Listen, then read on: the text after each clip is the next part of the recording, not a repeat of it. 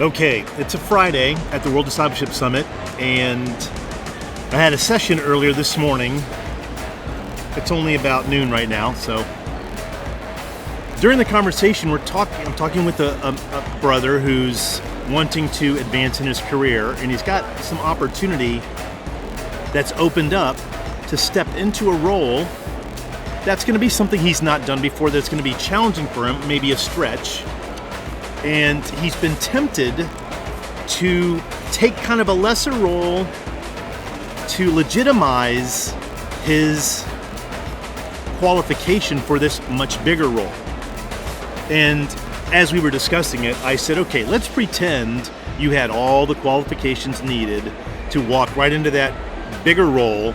Would you go apply for it right now? And he said, well, yeah, of course. So I said, so you're telling yourself, you won't be a great candidate unless you do this lesser role for a little bit longer to get a little bit more knowledge that would make you apparently better for that bigger role. And he said, yeah, that's it. Okay. That is one of the 4 internal blockers. They are FAIL, fail, fear, assumptions, interpretations, and limiting beliefs. That is potentially a limiting belief. We think they're not going to want me or hire me because I don't have quite enough skill. That's not really what people are looking for when they're hiring more leaders. They're looking for leaders who are willing to look stupid for the company, willing to lay it on the line. And as this client said, which is why I want to do this video because it's so right, they're looking for courage in their employees. That's what we want to demonstrate. Courage.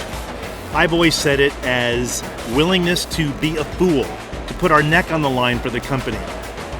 That's what leaders do. This is exactly what Peter did in the New Testament. He was willing to look stupid to be his best for Christ. Ultimately, I don't know if this is exactly what qualified him for what Jesus did, but ultimately, Jesus did choose him to be the guy to speak on the great day of Pentecost. He gave Peter the keys of the kingdom. So what we want to do is have courage. Be courageous. Go take that step. Take the risk. Take the jump. So he's saying, all right, knowing that it is a risk, it's a risk for me to try that.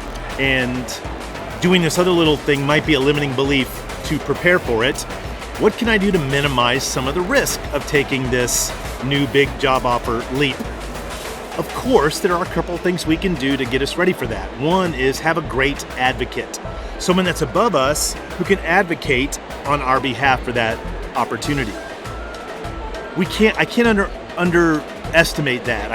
What am I trying to say? Undervalue that. I really want to impress this on us. Let's start finding advocates in our companies right now, or in companies that we want to go to outside of where we're at, let's say, that can and are willing to vouch for us. Because if there is a little bit of a skill gap, but we have great courage and someone that says, look, this guy's got great character, he'll figure it out. That's going to really help us. Then the next thing we want to do is be absolutely convinced in our own mind that we will be able to handle whatever comes our way. That we'll put in the extra time once hired to fill the knowledge gap that we have. That we'll be resilient enough if difficulty happens to bounce back from it.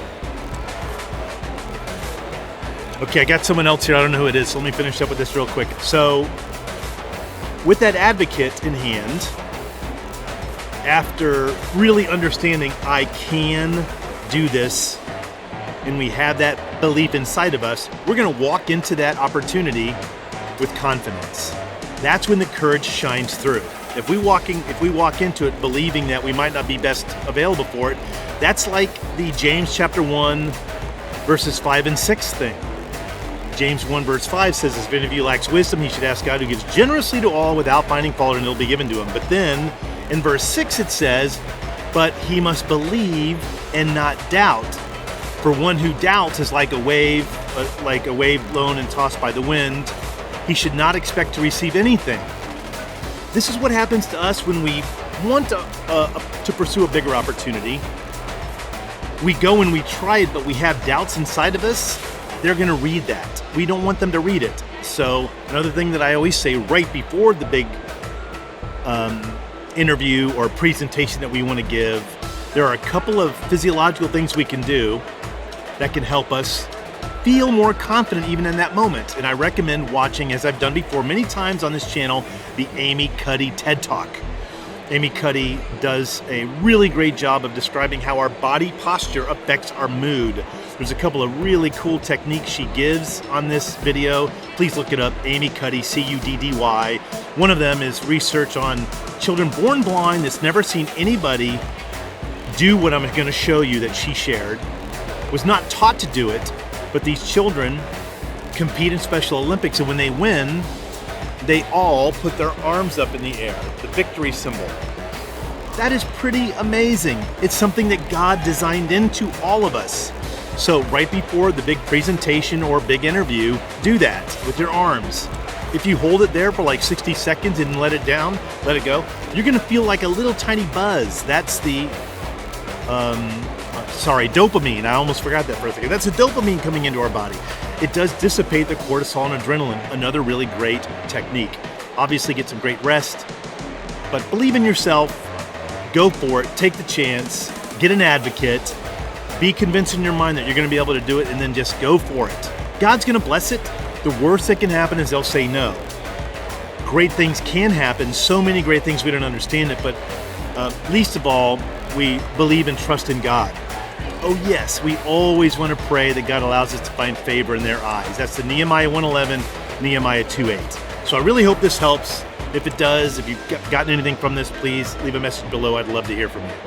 Thanks for watching. Please like and subscribe for 2 new videos each week. Tell me in the comments below about your career situation, and I'll make a video for you with a shout out. You can also become a member at Motivationeer.com. Your career is not just a way to make a living, it's a way to transform the world.